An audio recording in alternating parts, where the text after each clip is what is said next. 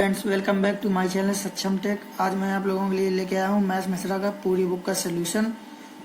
हम लोग देखते हैं एक एक क्वेश्चन का, और मैं शुरुआत करता हूँ आज के परसेंटेज चैप्टर से।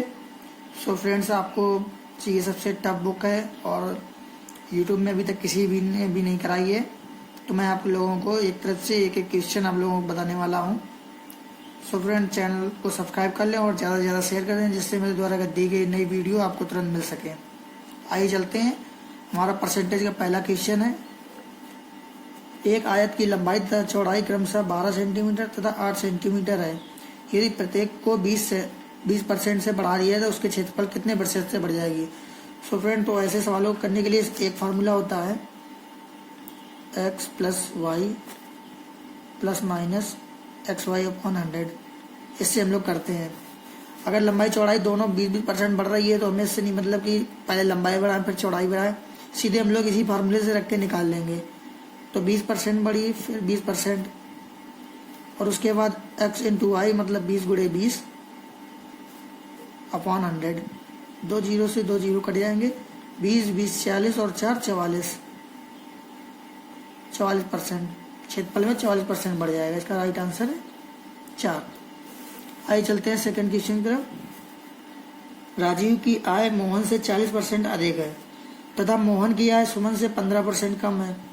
यदि राजीव तथा सुमन की आय में 2660 रुपए का अंतर हो तो मोहन की आय क्या है। इसको फ्रेंड्स, ऐसे क्वेश्चन जो भी होते हैं उसको हम पीछे से सॉल्व करना शुरू करते हैं। जैसे इस पे दिया है राजीव, मोहन और सुमन। इन क्वेश्चनों को हमेशा पीछे से सॉल्व करना शुरू करते हैं। तो देखते हैं, मोहन की आय सुमन से 15% कम है। तो जब भी वैल्यू परसेंटेज में दिया हुआ करे तो आप हमेशा 100 मान लिया करें। सुमन की आय 100 मान ली, तो मोहन की आय सुमन से 15% कम है, तो मोहन की हो जाएगी 85%। और राजीव की आय मोहन से 40% है। राजीव की आय मोहन से 40% अधिक है। तो आप निकाल लीजिए 85 का 140/100, 40% अधिक है इसलिए। 0 से 0 कट जाएगा। 2 7 14, 2 5 10, 5 से 17 बार, 17 7 109 मतलब 119 हो गई। फिर क्वेश्चन में कहा गया है, यदि राजीव तथा सुमन की आय में 2660 रुपए का अंतर हो। हमारी तरफ से राजीव और सुमन की आय में कितने का अंतर है, 19 का अंतर है। और क्वेश्चन में कितना का अंतर है, 2660 रुपए का अंतर है।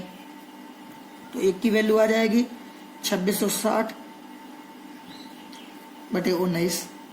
निकालना है मोहन की आय, तो मोहन की आय मतलब 85 का गुणा हो जाएगा। आइए काटते हैं। 19 एकम 19 और 7 26, 19 चौक 76, 140 आया, मतलब 140 गुणा 85। और अब इसको सॉल्व कर लेंगे हम लोग। तो 85 का हम लोग इस पे गुणा नहीं करेंगे, इस 14 का हम लोग गुणा कर लेंगे, जिससे आसानी से जल्दी हो सके। तो 14 5 70, 14 8 112, 7 119 और 1 0 ये आ जाएगा।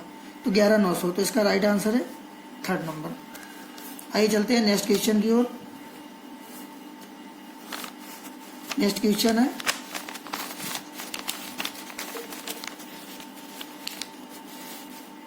Third number question. एक चुनाव में 20% मतों का प्रयोग नहीं किया गया तथा ए और बी उम्मीदवारों में से ए ने कुल मतों का 40% मत प्राप्त किया और बी ने जितने मत पड़े उसका 60% मत। आइए शुरू करते हैं हम लोग करने लगते हैं। जब भी वोटों का ऐसे क्वेश्चन आया तो पूरे कुल वोट मान लीजिए 100% होते हैं, कुल वोट 100%। 20% मतों का प्रयोग नहीं हुआ, मतलब 80% वोट पड़े। ए और बी दो उम्मीदवार में से ए ने कुल मतों का 40 प्राप्त किया, मतलब ए ने प्राप्त किए 40 कुल मतों का, और बी ने जितने भी मत पड़े उसका 60% प्राप्त किया। मतलब 80% मत पड़े तो बी ने उसका 60% प्राप्त किया, तो 80 का 60/100, मतलब बी ने 48 प्राप्त किए। फिर उस पर कहा गया है आगे जितने भी मत पड़े उसका 60% मत प्राप्त किया और 1600 मतों से जीत गया। अगर बी को ज्यादा वोट मिला तो मतलब बी 1600 मतों से जीत गया। इस पे अंतर कितने का, 8 का। क्वेश्चन में 1600 का, 1 बराबर 200 का। अब इस पे पूछा गया है कि बी को कितने मत प्राप्त, बी को मिले 48, तो आप 48 का गुणा कर दीजिए। 48 दूना 9600। ये हमारे राइट आंसर है। आइए चलते हैं नेक्स्ट क्वेश्चन की ओर। हमारा चौथा नंबर क्वेश्चन है, एक समचतुर्भुज के दोनों विकर्णों को क्रमशः 9% तथा 12% बढ़ा दिया जाए तो उसके क्षेत्रफल में कितने परसेंट बढ़ जाएगा। ये क्वेश्चन अभी रिपीटेड है पहला क्वेश्चन की तरीके। वही फार्मूला लगेगा x plus Y plus minus X Y upon 100। 9% तथा 12% दोनों को बढ़ाया गया है, इसलिए दोनों प्लस में लिए जाएंगे। 9 प्लस 12 और प्लस माइनस 9 इंटू 12/100। तो 9 प्लस 12 प्लस 108/100। 100 का भाग दिया जाएगा तो 1.08 आ जाएगा। तो 12 9 21 1 22, तो आंसर हो गया 22.08। हमारा थर्ड ऑप्शन सही है। आइए चलते हैं नेक्स्ट क्वेश्चन की ओर। नेक्स्ट क्वेश्चन है हमारा 5वां नंबर। दो परीक्षाओं के पूर्णांकों में 4-5 का अनुपात है। एक छात्र पहली परीक्षा में 80% तथा दोनों परीक्षा में 60% अंक प्राप्त करता है। दूसरी परीक्षा में उसके अंक का प्रतिशत क्या था। आइए इसको देखते हैं। पूर्णांक 4 और 5 का रेशियो दिया है, हम लोग इसको 400 और 500 लिख लेते हैं। रेशियो तो वही बना रहेगा।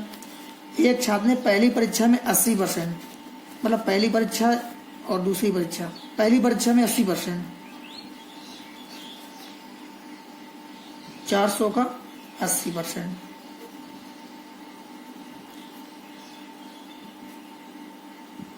400 का 80%, 800 को 32, मतलब 320 अंक प्राप्त किए। फिर उसने कहा है कि दोनों परीक्षाओं में 60% अंक प्राप्त करता है। दोनों परीक्षाओं में टोटल 900, तो 900 का 60% 540।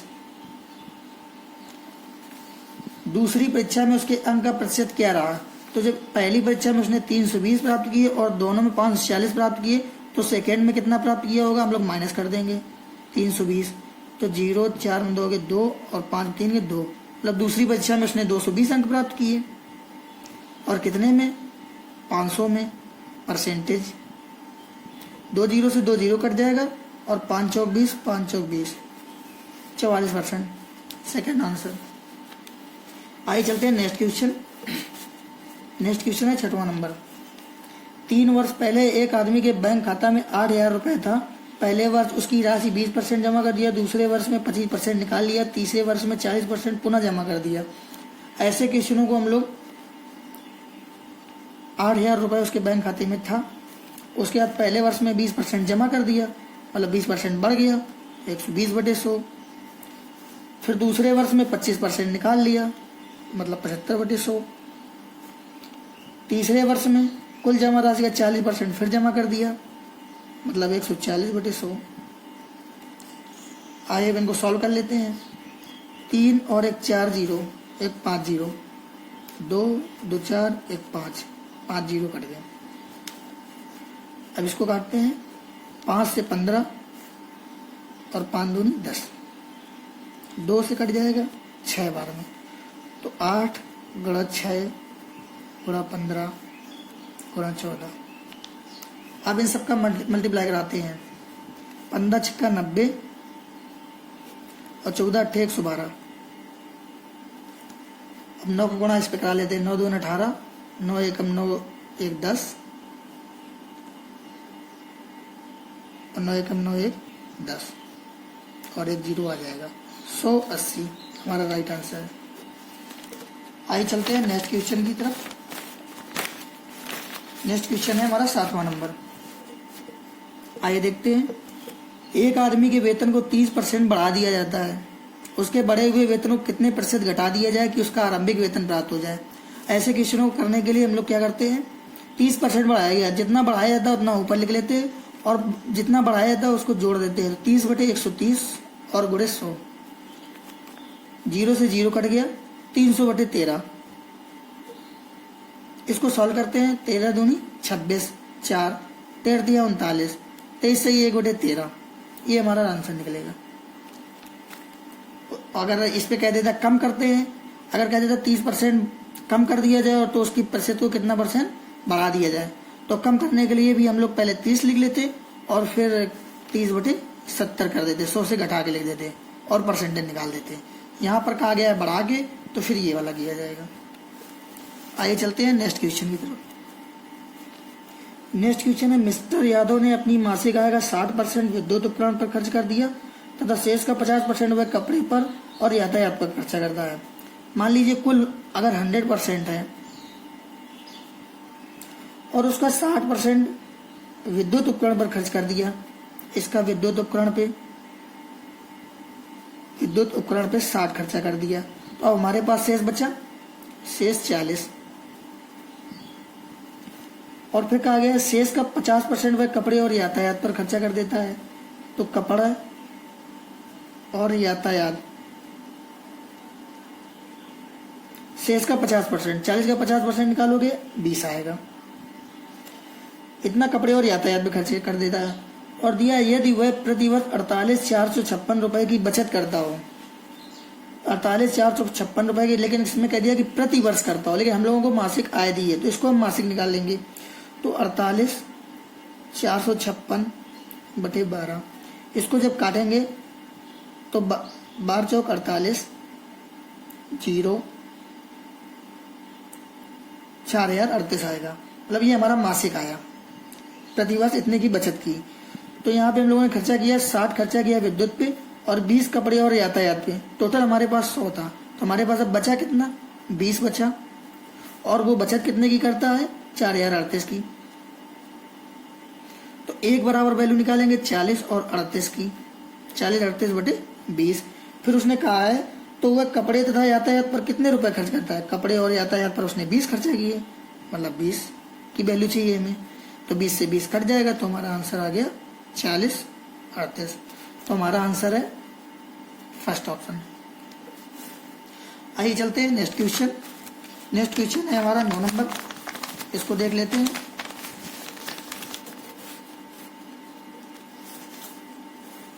चंदन अपनी आय का 20% एक ट्रस्ट में जमा करता है। टोटल हमारे पास 100 है, 100 का 20% उसने जमा किया, मतलब 20 ट्रस्ट में जमा कर दिया उसने। ट्रस्ट में ट्रस्ट प्राप्त राशि का 10% गरीब छात्रों के नाश्ता हेतु विद्यालय में जमा कर देता है। तो इसका जब 20 का 10% निकालेंगे तो आएगा 2। तो मतलब ये 2 रुपए है, ये विद्यालय में जमा कर दिया नाश्ता के लिए।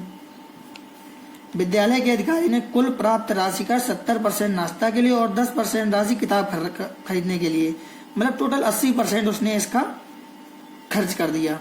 तो जब 2 का 80% निकालेंगे तो 80 दूना 160/100, मतलब निकलेगा 1.6। तो 2 में से 1.6 उसने खर्चा कर दिया, 1.6 खर्चा कर दिया नाश्ते में और किताब में। तो अब बचा कितना हमारे पास, 0.4 बचा। और इस तरह उसने बची राशि को 5,000 रुपए ट्रस्ट को वापस कर दिया। हमारे हिसाब से बचा 0.4 और उसके पास बचा था 5,000। तो एक का वैल्यू जब निकालेंगे तो 5,000/0.4, एक अंक के बाद दशमलव है तो दशमलव हटाएंगे और एक ऊपर एक 0 बढ़ा देंगे। इसको काटेंगे 4 एकम 4, 4 दूनी 8, 4 पंचे 20, 4 एकम 4, 4 दूनी 8, 4 पंचे 20 और 0 आ गए। 1% की वैल्यू इतनी आ गई। हमारे पास टोटल कितने थे, 100 पे मान निकालेंगे तो 12, 50 और 00।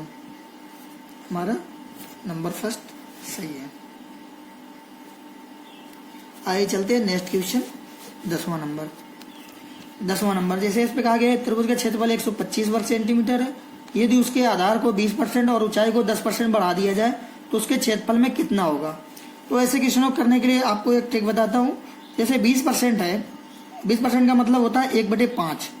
आप इसको जब सॉल्व करोगे 20/100 लिख के तो 1/5 आएगा। और उसने कहा गया है बढ़ा दिया जाता है, तो पहले मतलब 5 था और 1 बढ़ा दिया गया, मतलब क्या हो गया, 5 से 6 हो गया।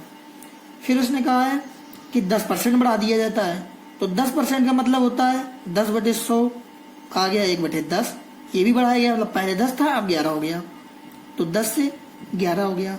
उसने कहा है त्रिभुज का क्षेत्रफल 125 वर्ग सेंटीमीटर है। यदि उसके आधार को इतना बढ़ा दिया है तो परिवर्तित क्षेत्रफल, ये जो वैल्यू नीचे वाली होती है वैल्यू ये हमारी पहले की होती है और ये बाद की आती है। तो मतलब ये हमारी पहले की है, ये बाद की मतलब वर्तमान की।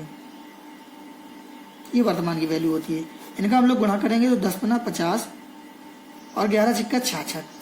इसने कहा एक त्रिभुज का क्षेत्रफल इतना है, प्रेजेंट में इतना था, तो 50 की वैल्यू थी 125, 1 बराबर 125 बटे 50। इस समय प्रेजेंट की पूछी है 66। अब इसको काटेंगे, 5 दूनी 10, 55 25 और 5 दामन 50, 55 25, 5 दूनी 10, 2 से 33 बार और 33 और 5 गुणा 33 बराबर 165। और इसका एक बेसिक मेथड भी है लगाने का। बेसिक मेथड में क्या करते हैं, एक त्रिभुज का क्षेत्रफल क्या होता है, 1/2 आधार को a से और ऊंचाई को b से, 1/2 आधार गुणे ऊंचाई, ये दिया 125। फिर उसने कहा यदि आधार को 20%, तो मतलब 1/2 आधार को 20% बढ़ा दिया गया, मतलब a गुणा 120/100 बढ़ा दिया गया, और ऊंचाई को 10%, तो b गुणे 110/100, और उसके बाद आपका क्षेत्रफल दिए इतना बढ़ा दिया गया। अब इसको सॉल्व करेंगे हम लोग, 2 जीरो से 2 जीरो कट जाएंगे। अब हमारे पास कितना बचा, 1/2 a गुणे b, और ये बचा 11 दूनी 22 और 11 कम 11 132/100, इतना बचा। जबकि ऊपर 1/2 a गुणे b की वैल्यू 125 दी है, 125 गुणे 132/100, 25 पंचे 125, 25 चौको 100, और 4 से काट लेंगे, 4 3 12, 4 3 12, 5 गुणे 33। एक मेथड ये भी है। आप लोगों को जो मेथड ठीक लगता है उस मेथड से आप लोग कर सकते हैं। उसके बाद आइए चलते हैं नेक्स्ट क्वेश्चन। नेक्स्ट क्वेश्चन है हमारा 11 नंबर। 11 नंबर हम लोग कैसे करेंगे आइए जानते हैं। ये अभी रिपीटेड क्वेश्चन है, पीछे भी सेम ऐसे ही कराया है। अलका की आय मंजू की आय से 20% अधिक है और मंजू की आय संजू से 25% कम है। इसको हमने आपको बताया है कि इसको पीछे से करते हैं। तो पहले आप लिख लीजिए अलका, फिर मंजू, और फिर लिख लीजिए संजू। और पीछे से क्या है, मंजू की आय संजू से 25 कम है, तो संजू की 100 हो गई, तो मंजू की 75 हो गई। फिर शुरुआत में कहा गया था अलका की आय मंजू से 20% अधिक है, तो 20% अधिक है, 75 का 120/100। 1 जीरो से 1 जीरो काट लेंगे, 2 छक्का 12 और 2 पंचे 10, 5 से 15 12, 15 छिक्का 90 आ गया। फिर उसमें कहा गया यदि अलका तथा संजू की आय में 800 का अंतर हो। अलका तथा संजू की आय में 800 का अंतर, हमारे हिसाब से आय में अंतर कितना, 10 का, क्वेश्चन में 800 का, तो एक की वैल्यू आ जाएगी 80। तो मंजू की आय पूछी गई है, मंजू की आय पूछी गई, मंजू की आय 75 है, 75 की वैल्यू चाहिए हमें, तो इस पे गुणा कर देंगे, 8 5 40, 8 7 56 4 60, हमारी आय निकल आई 6000, ऑप्शन ए। आइए चलते हैं नेक्स्ट क्वेश्चन। नेक्स्ट क्वेश्चन है हमारा 12वां नंबर। 12वां नंबर क्वेश्चन है नेक्स्ट। किसी कक्षा में 80 छात्र है तथा उनमें हिंदी या अंग्रेजी ही बोले जा सकते हैं। उसमें से 35% छात्र केवल हिंदी तथा 30% छात्र केवल अंग्रेजी पढ़ पाते हैं। हिंदी पढ़ने वाले छात्रों की संख्या क्या होगी। तो आइए जानते हैं। टोटल 80 छात्र हैं, उसका 35% छात्र केवल हिंदी पढ़ते हैं, तो 35% निकाल लिया। 5 सत्ते 35, 5 दूनी 10 और 2 चौको 8 बराबर निकल गया है 28। ये केवल हिंदी पढ़ते हैं। उसके बाद लिखा है 30% छात्र केवल अंग्रेजी पढ़ते हैं, तो 80 का 30%, ये निकला हमारा 24। ये लोग इंग्लिश पढ़ते हैं, तो इनको टोटल कर लेते हैं। 8 4 12, 2 2 4 1 5, मतलब 52 लोग, 28 लोग हिंदी और 28 लोग इंग्लिश पढ़ते हैं। तो जो शेष बचे हैं, शेष कितने बचे, टोटल 80 थे, 80 में से 52 घटा दिए गए, 10 में 2 गए 8, 7 पारी, टोटल 28 बचे। जो 28 हैं तो वो लोग दोनों पढ़ते होंगे, ये लोग दोनों पढ़ते हैं हिंदी प्लस इंग्लिश। अब उसने पूछा है हिंदी पढ़ने वाले छात्रों की संख्या क्या है। यहाँ पे हिंदी पढ़ने वाले छात्रों की संख्या है 28 और यहाँ पे हिंदी पढ़ने वालों की संख्या है 28, तो टोटल हिंदी पढ़ने वालों की संख्या हो गई 56। तो हमारा नेक्स्ट क्वेश्चन है, एक शहर में पुरुष और महिलाओं की संख्याओं में 7-8 का अनुपात है। पुरुषों में 25% तथा महिलाओं में 20% बच्चे हैं। यदि वयस्क महिलाओं की संख्या 156800 हो तो शहर की जनसंख्या बताइए। हमें इस पे शहर की जनसंख्या बतानी है। तो पुरुषों और महिलाओं की संख्या में 7-8 का अनुपात दे दिया है, तो हम लोग मान लेते हैं जो पुरुष और महिलाएं, तो 7 और 8 का अनुपात है, हम लोग 700 और 800 मान लेते हैं, अनुपात तो उतना ही रहेगा। फिर इस पे दिया है महिलाओं की संख्या दे दी है, तो हमें बस सिर्फ महिलाओं की संख्या से मतलब है।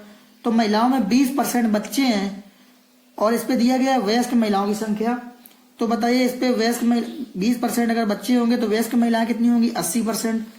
तो हम लोग इसका 80% निकाल लेते हैं। तो हम लोग निकालते हैं 800 का 80%, इतने ही केवल वयस्क होंगे। ये हमारा निकल गया है 640। हमारे हिसाब से 640 महिलाएं वयस्क हैं। हमारे हिसाब से 640 वयस्क हैं। सवाल के हिसाब से 156800 वयस्क हैं। तो हमारी एक की वैल्यू आ जाएगी 156800 बटे 640। ठीक है। फिर उसके बाद इसको हम लोग कैंसिल आउट करेंगे, तो हम लोगों का ये लगभग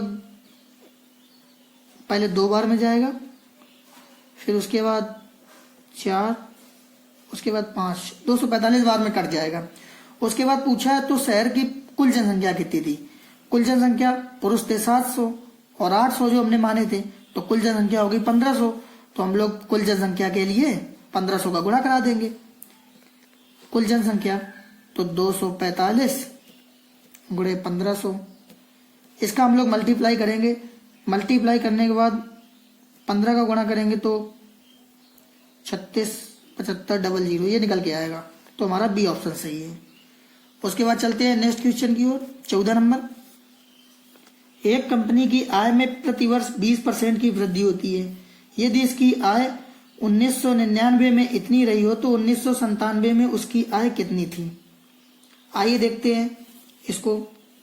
20% की वृद्धि हो रही है, तो दोस्तों 20% का मतलब होता है 20/100 मतलब 1/5। आपको पहले एक क्वेश्चन में बताया था कि ये नीचे वाली पहले की होती है और ये वाली आय बाद की होती है।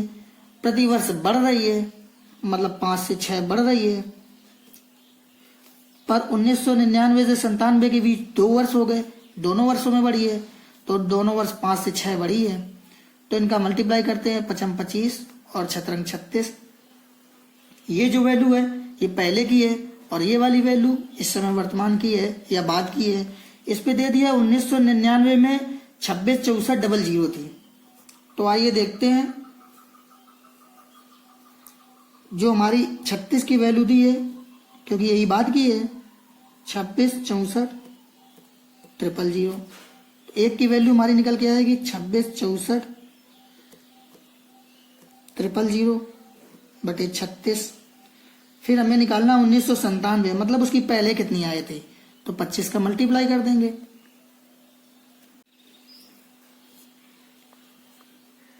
आइए दोस्तों इसको अब डिवाइड कर लेते हैं।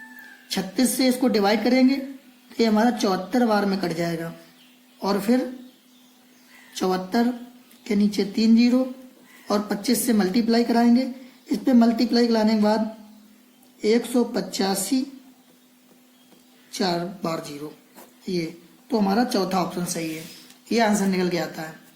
उसके बाद आइए चलते हैं नेक्स्ट क्वेश्चन। हमारा नेक्स्ट क्वेश्चन है 15 नंबर। आइए नेक्स्ट क्वेश्चन चलते हैं। एक स्कूल में छात्रों की संख्या प्रत्येक क्रमागत वर्षों में क्रमशः बढ़ती या घटती है। इसकी शुरुआत 10% की वृद्धि से होती है।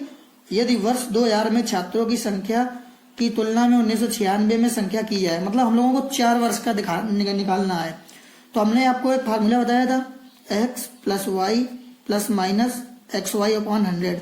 ये तो जब ही होता है जब 2 वर्षों का दिया हो या 2 मान दिए हो। तो आइए देखते हैं, पहले 10% की वृद्धि होती है, उसके बाद 10% की कमी होती है। तो हम लोग पहले 2 वर्षों का निकाल लेते हैं। तो हम लोग 2 वर्षों का निकालते हैं। पहले 10% की वृद्धि हुई, फिर 10% की कमी हुई और फिर यहाँ पे माइनस, क्योंकि कमी हो रही है।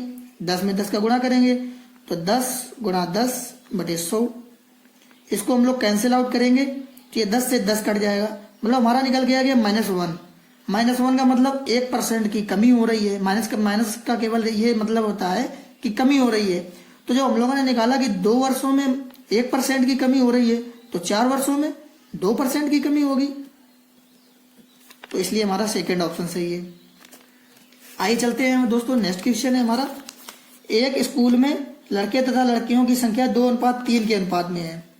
यदि लड़कों की संख्या 20% तथा लड़कियों की संख्या 10% से बढ़ जाए तो लड़के और लड़कियों की संख्या में क्या अनुपात होगा।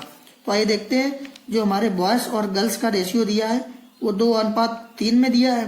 इसको हम लोग 200 और 300 सवाल को सरल करने के लिए मान लेते हैं। आप 20 और 30 भी मान सकते हैं, आप 2 और 3 पे भी सॉल्व कर सकते हैं, या तो आप इसको 2000 भी मान लें या 3000 भी मान लें, वो आपके ऊपर है, पर इसको सरल करने के लिए ऐसा मान लिया जाता है। फिर लड़कों की संख्या में 20% से और लड़कियों में 10% बढ़ गए, तो 200 का 20% बढ़ गए तो मतलब 120/100,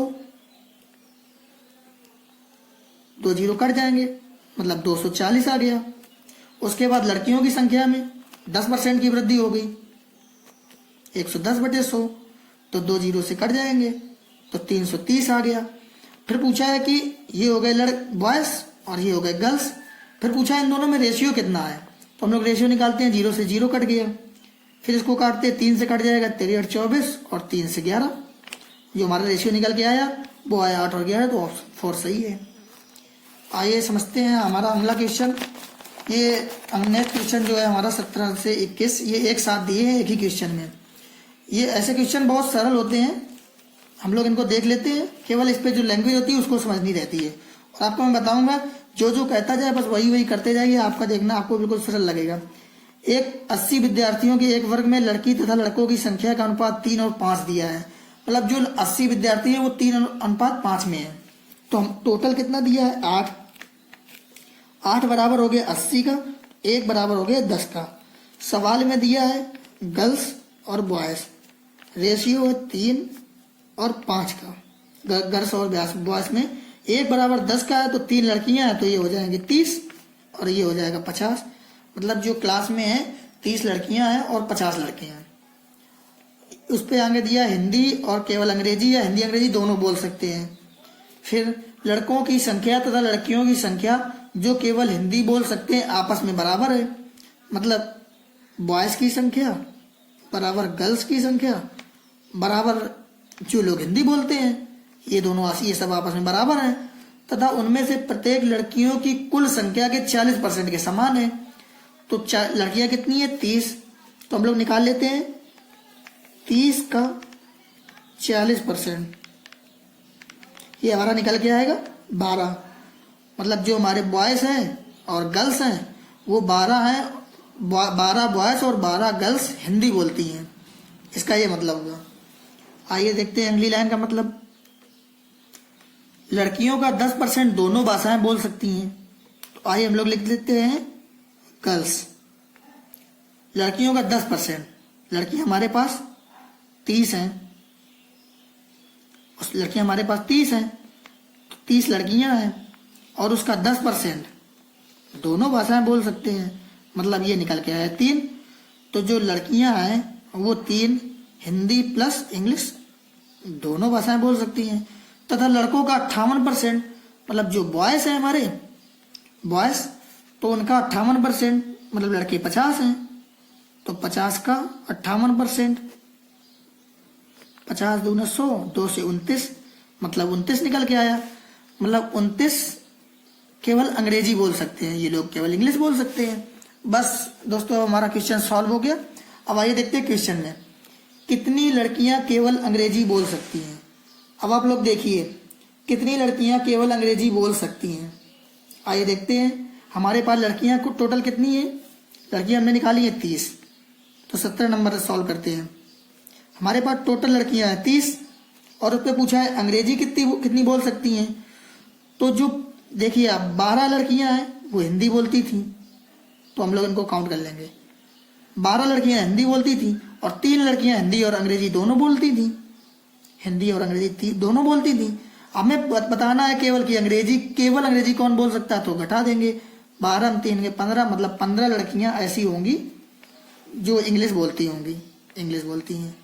नेक्स्ट क्वेश्चन देख लेते हैं, इसका हमारा चौथा ऑप्शन सही है, कितने लड़के कुल मिलाकर हिंदी बोल सकते हैं। 18 नंबर में कितने लड़के कुल मिलाकर हिंदी बोल सकते हैं। तो आइए देखते हैं। टोटल हमारे पास लड़के कितने हैं? 50। टोटल हमारे पास लड़के हैं 50। उसमें से 29 केवल इंग्लिश बोल रहे थे। ये केवल इंग्लिश बोल रहे थे, क्वेश्चन में दिया था। जब 29 केवल इंग्लिश बोल रहे थे तो हिंदी कितने बोल रहे होंगे? 21।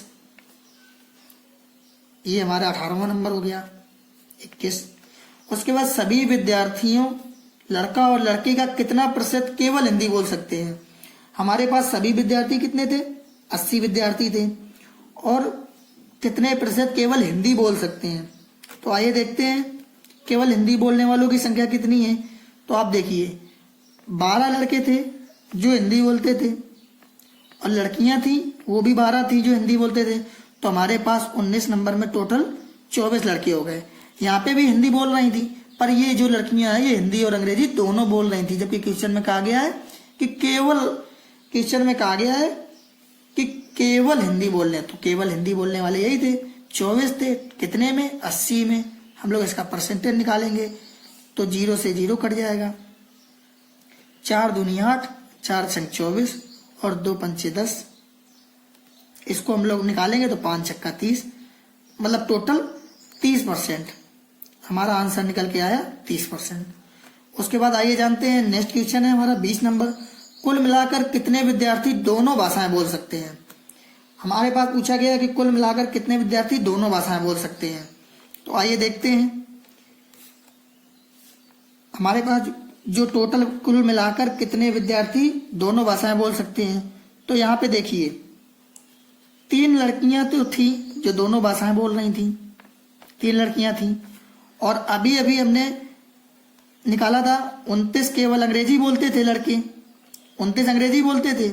और 12 इधर पे जो लड़के थे वो केवल अंग्रेजी बोल रहे थे, केवल अंग्रेजी। 29 और 12 जो हमारा 20 नंबर है, 29 प्लस 12 ये तो अंग्रेजी बोलने वाले थे, ये केवल अंग्रेजी बोल रहे थे।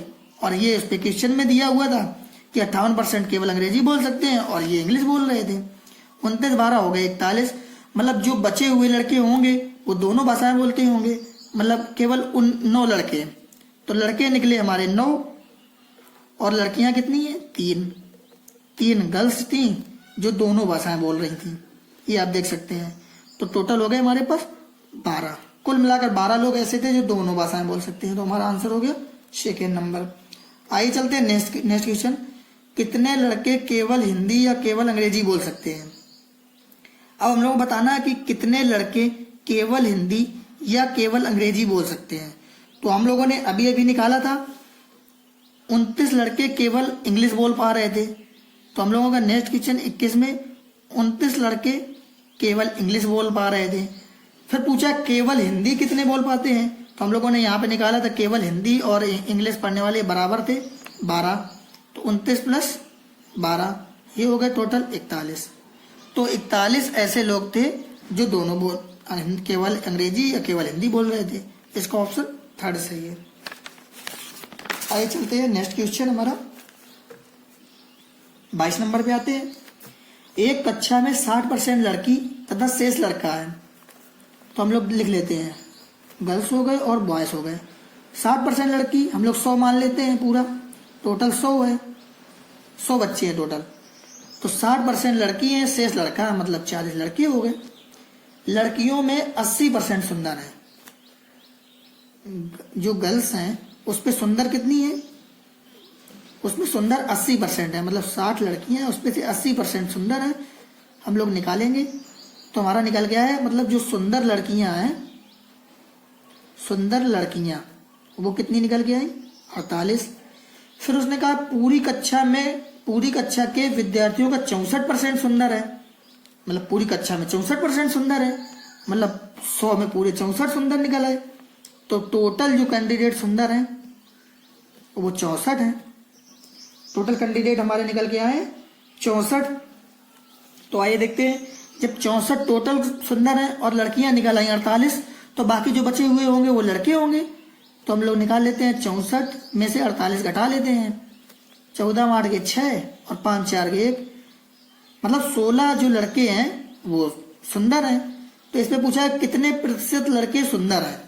तो हमने निकाला है कि 16 लड़के सुंदर हैं और लड़के टोटल कितने थे, 40 लड़के थे। तो हम लोगों का लड़कों की सुंदरता का प्रतिशत उसी से निकालेंगे। तो हम लोग निकालते हैं, 0 से 0 कट गया, 2 दूने 4 और 2 पंचे 10 और 2 अट्ठे 16, मतलब 8 गुणे 5 बराबर 40% लड़के ऐसे हैं जो सुंदर हैं टोटल में।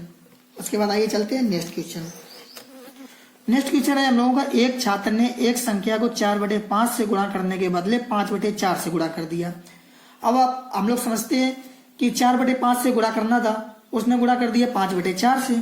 सो जाहिर सी बात है कि या तो आंसर बढ़ के आया होगा या तो कम होके आया होगा। तो ऐसे क्वेश्चनों को करने के लिए मैं आपको सरल मेथड बताता हूँ।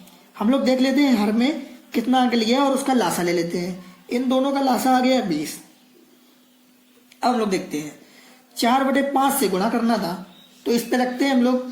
तो जब इसका 4/5 निकालेंगे तो 5 चौको 20, मतलब हमारा 16 निकल आया। मतलब एक छात्र ने एक संख्या को 16 से गुणा करने के बदले 5/4 से।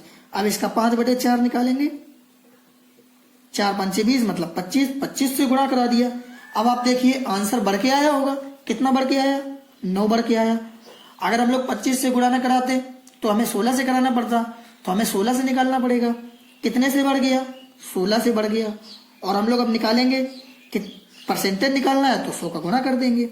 तो काट लेते हैं 4 चौक 16 और 25 और इसका गुणा कर देते हैं, 9 अपना 45 और 9 दूनी 18 4 22, 225/4। अब इसको हम लोग काट के देखते हैं तो 4 पंचे 20, 25 हो गया, फिर 4 छंग 24, 4 दूनी 8, 4 पंचे 20।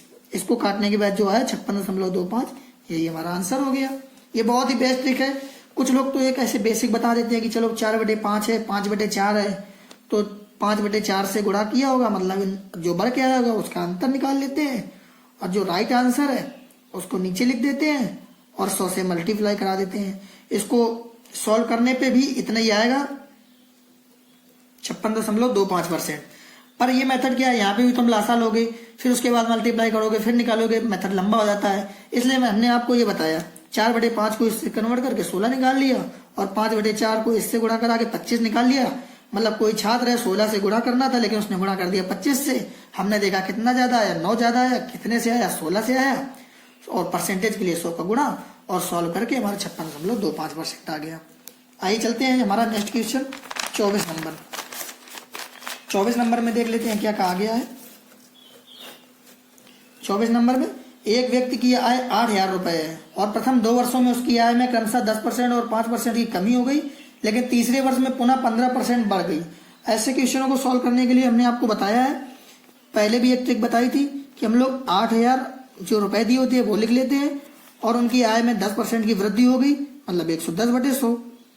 फिर 5% की कमी हुई थी, मतलब 95/100।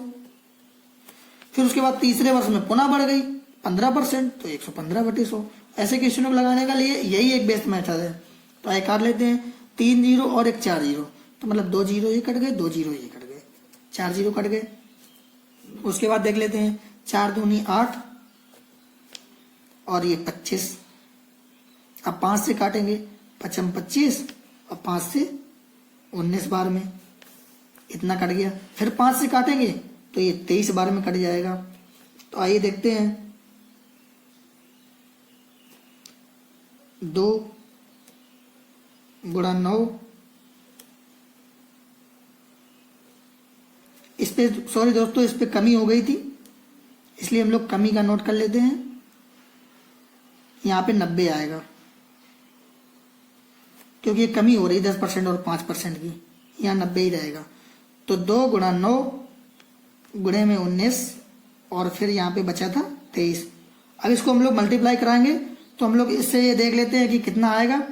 पर अगर राइट आंसर नहीं मानो तो यहाँ पे आप लोग डिजिट सम तो लगा ही सकते हैं। उसके अलावा डिजिट सम के अलावा इकाई का अंक भी आप लोगों ने पढ़ा होगा, तो इकाई का अंक लगा लेते हैं। 3 9 27 मतलब नीचे 7 आएगा, 7 9 63 मतलब 3 आया, 3 दूनी 6 मतलब इकाई का अंक 6 आएगा। और इकाई का अंक 6 ना इस पे है ना इस पे है ना इस पे है, केवल इस पे दिया हुआ है, तो हम लोग इस पे टिक कर ले। तो हमारा जो राइट आंसर है वो 7866 है, ये इकाई का अंक है। ये दोस्तों आप लोगों को पता होना चाहिए डिजिट सम, इकाई का अंक ये क्या होता है, हर चीज बिल्कुल मालूम होनी चाहिए।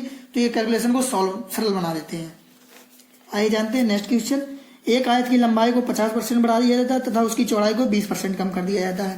तो इसके लिए आपको हमने फार्मूला बताया था, वही सबसे अच्छा फार्मूला रहता है x plus Y plus minus X Y upon 100। अगर बढ़ाया जाए तो प्लस ले लो, घटाया जाए तो माइनस ले लो।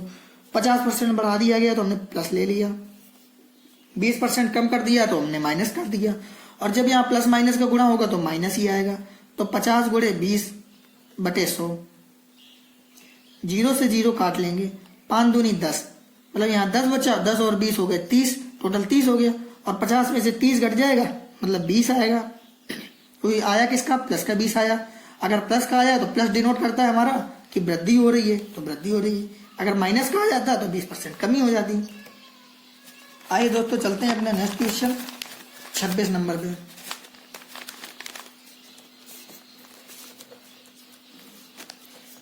एक प्रतियोगिता परीक्षा में राज्य ए में 6% अभ्यर्थी कुल सम्मिलित अभ्यर्थियों में चुने गए।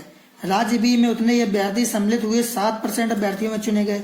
यदि राज्य बी में राज्य ए की तुलना में 80% अभ्यर्थी चुने गए हों तो प्रत्येक राज्य में कितने विद्यार्थी थे? ऐसे क्वेश्चनों को हम लोग एक सरल मेथड से बताते हैं। आप बताते हैं ए से 6% और बी से 7% चुने गए, और इस पे दिया कि 80% अधिक चुने गए। तो ऐसे क्वेश्चनों को करने के लिए एक ही मेथड होता है। हमारे हिसाब से कितने परसेंट अधिक चुने गए? 1% अधिक चुने गए। और सवाल में 80 चुने गए, और हमेशा कितना टोटल मानते हैं? 100%। तो हमें 100% की वैल्यू चाहिए। तो जब 100% की, जब हम लोग 100 की वैल्यू निकालेंगे तो यहाँ पे 100 का गुणा कर देंगे, मतलब 2 जीरो और आएंगे। बस इसका राइट आंसर है ये 8000। इससे ज्यादा करने के लिए नहीं है, ये बेस्ट तरीका है ऐसे क्वेश्चनों को। जब कम या ज्यादा वाले क्वेश्चन आ जाए, 5% बढ़ा दिया या 3% कम कर दिया तो इतना कम हुआ या इतना ज्यादा हुआ, तो हम लोग डायरेक्ट ऐसे ही कर सकते हैं। आइए चलते हैं नेक्स्ट क्वेश्चन। नेक्स्ट क्वेश्चन में दिया है कि 20 लीटर मिश्रण जिसमें 60% अम्ल है, तो हम लोग लिखते चलते हैं कितना लीटर पानी मिला दिया जाए तो प्राप्त मिश्रण में 30% अम्ल होगा। तो आइए जानते हैं 20 लीटर मिश्रण में 60% अम्ल है, तो हमने लिख लिया 20 लीटर मिश्रण है उसमें 60% अम्ल है, 60% लिख लिया, बराबर का निशान लगा दिया। फिर लिखा है उसमें कितने लीटर पानी मिलाया जाए। आप लोग समझते हैं अगर हम लोग किसी भी मिश्रण में पानी मिलाएंगे तो जो पहले उस पर अम्ल हो या कुछ भी हो ऐसी चीज, वो तो उतना ही बना रहेगा बाद में भी। अगर हम लोग अम्ल मिलाते तो जो दूसरा चीज होती वो उतनी बनी रहती। यहाँ पे हम लोगों ने पानी मिलाया है, मतलब अम्ल उतना ही बना रहा होगा बाद में भी। तो आइए देखते हैं, अगर हम लोग पानी मिलाया है तो मिश्रण जाहिर सी बात है हमारा बढ़ गया होगा। तो मान लो मिश्रण कितना बढ़ा हमें पता ही नहीं है, तो पता नहीं तो हमने x मान लिया कि 20 + x बढ़ गया है। उसके बाद प्राप्त मिश्रण में 30% अम्ल हो, मतलब हमारे अम्ल में कोई प्रभाव नहीं पड़ेगा, तो हम लोग उसको अम्ल को 30% ही लिख देंगे। अगर यहाँ पे लिख देता कि 30% अम्ल मिला दिया जाए तो हम लोग फिर पानी लेके हल करते हैं कि पानी। यहाँ पे आपको बुक सॉल्व करा रहा हूँ तो मैं ज़्यादा डिटेल में नहीं बता सकता, तो आप लोगों ने पढ़ा ही होगा। फिर भी हम आपको बता देते हैं थोड़ी सी कि अगर इस पर दिया होता कि अम्ल मिला दिया जाए तो अम्ल मिलाया जाता तो हमारा अम्ल बदल जाता पर पानी ना बदलता, तो हम लोगों को यहाँ पानी की वैल्यू लेनी पड़ती। बस परसेंट से परसेंट कट जाएगा और 30 से इसको काट दो, गुणा करेंगे 20 दूनी 40 बराबर 20 + x। तो x की वैल्यू निकालेंगे, x की वैल्यू हमारी आई 20, तो हमारा ए ऑप्शन सही है। उसके बाद आगे चलते हैं। एक भिन्न का मान 4/5 है, यदि उसके अंश में एक निश्चित प्रतिशत से कम कर दिया जाए तथा हर को एक उतने ही प्रतिशत से बढ़ा दिया जाए तो नई भिन्न 12/25 हो जाती है। इसको मैं करने के आपको 2 तरीके बताऊंगा। आइए जानते हैं, पहले और दोनों तरीके बता देते हैं। एक तरीका है हमारी भिन्न है 4/5, उसके अंश में एक निश्चित प्रतिशत से कम कर दिया जाए, तो हमें पता नहीं है कितना कम कर दिया जाए, तो हम लोग कम करते हैं 100 - x/100, इतना कम कर दिया जाए। उसके बाद फिर लिखा है हर में उतना ही प्रतिशत बढ़ा दिया जाए, तो 100 + x/100 इतना परसेंट बढ़ा दिया गया, तो भिन्न हमारी 12/25 हो जाती है। तो इसको जब सॉल्व करेंगे तो हम लोगों का ये नीचे का 100 का 100 तो कट जाएगा। इसको हम लोग इस साइड ले आते हैं, तो हम लोग लिखते हैं 100 - x/100 + x बराबर 12/25। पर ये जब इस साइड आएगा तो ये पलट जाएगा, 5/4। इसको सॉल्व करते हैं, 5 × 25 और 4 × 3 = 12, हमारा निकला 3/5। अब इसका मल्टीप्लाई करा लेते हैं, कैंची गुणा करा लेते हैं ऐसे, तो ये हो गया 500 - 5x और इस पे गुणा कराएंगे तो 300 प्लस 3x। अब इसको सॉल्व करते हैं, इस वाले को इस साइड लाएंगे तो प्लस में हो जाएगा, मतलब हमारा निकलेगा 8x बराबर 200। तो x बराबर इससे ये कट जाएगा तो 200 बटे 8, मतलब हमारा निकल के आएगा 25%। आइए से देखते हैं कि जो हमारा सेकेंड मेथड है वो हम लोग ऑप्शन को उठाते हैं, ऑप्शन के थ्रू करते हैं। मान लो आपने 40% उठाया होता तो हम लोग निकालते 4/5 भिन्न थी हमारी, उसके अंश को कम कर दिया जाए, मतलब हम लोगों ने 40 ऑप्शन लिया तो 40% कम कर दिया जाए तो हम लोग लिखते कि चलो 60 कर दिया, 60 हो गया जब 40 कम कर दिया। उसके बाद 60/100 लिख देते, फिर उसके बाद कितना बढ़ा दिया जाए, उतने को उतना ही बढ़ा दिया जाए तो मतलब गुणे 140/100। और उसके बाद हम लोग 0 से 0 काटते, फिर 12/12/25 हो जाती। पर इसको सॉल्व करने पे हमारा 12/25 नहीं आ रहा, मतलब ये तो गलत हो गया ऑप्शन।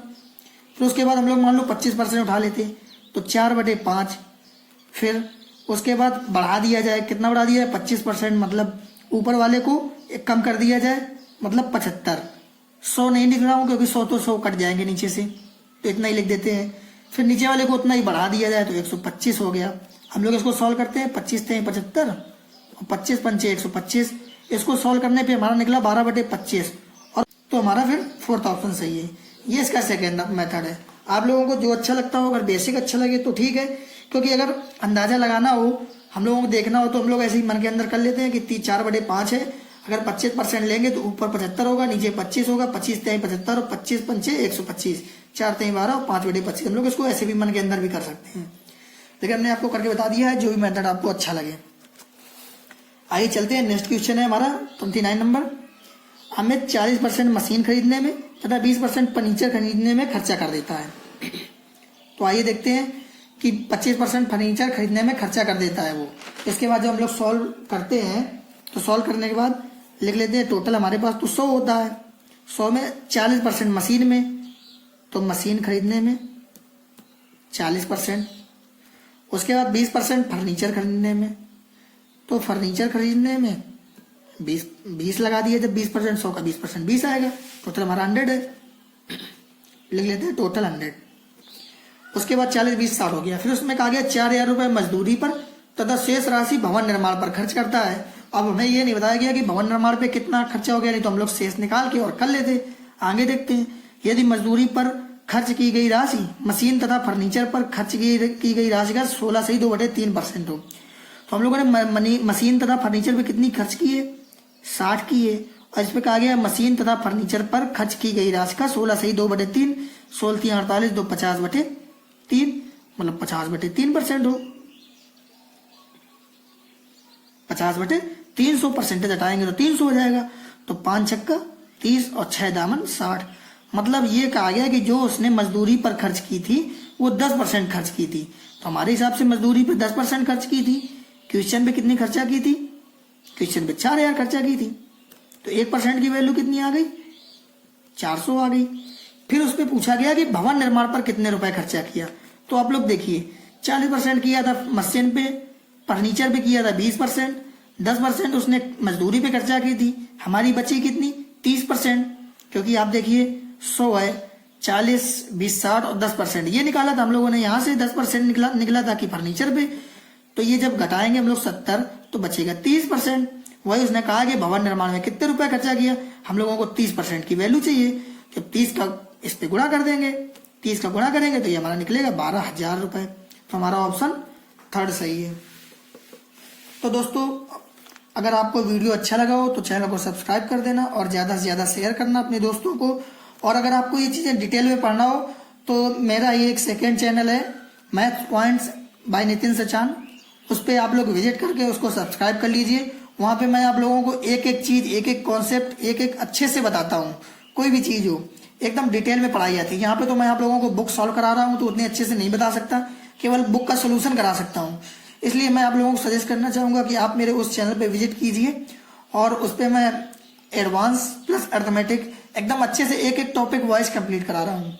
तो आप लोगों से मैं कहूँगा कि आप उस चैनल पे भी आ जाइए, उस पर आप डिटेल में पढ़ लीजिए। और यहाँ पे तो मैं आपको बुक पढ़ा ही रहा हूँ, बुक पढ़ा रहा हूँ, प्लस यहाँ पे जीएस की शॉर्ट ट्रिक भी दे रहा हूँ। तो इस चैनल पे तो आपको मैथ्स मिश्रा पूरी सॉल्व मिल जाएगी। और उस चैनल में जाओगे तो वहाँ पे पूरा हर एक चीज़ डिटेल में, तो वहाँ मैं आप लोगों को और कुछ अच्छा से समझा सकूंगा और अच्छी अच्छी चीज़ें या अच्छे टाइप बता सकूंगा। यहाँ पे एक क्वेश्चन, क्योंकि इसके क्वेश्चन बड़े बड़े होते हैं, ज़्यादा क्वेश्चन भी एक बार में नहीं करा सकते और ज़्यादा चीज़ें भी नहीं बता सकते, इसलिए मैं आपको कहना चाहूँगा कि आप मेरे उस चैनल पे जाइए और वहाँ से आप लोग डिटेल में पढ़िए और यहाँ से आप लोग बुक पढ़ते रहिए। तो वो मेरा वो चैनल है, उसका नाम है मैथ पॉइंट नितिन सचान करके, और आप लोग उस पर जा सकते हैं और उस पर जो लोगो होगा वो नितिन सचान के नाम से होगा, आप लोग उस पर विजिट कर सकते हैं। So friends, take care, bye bye.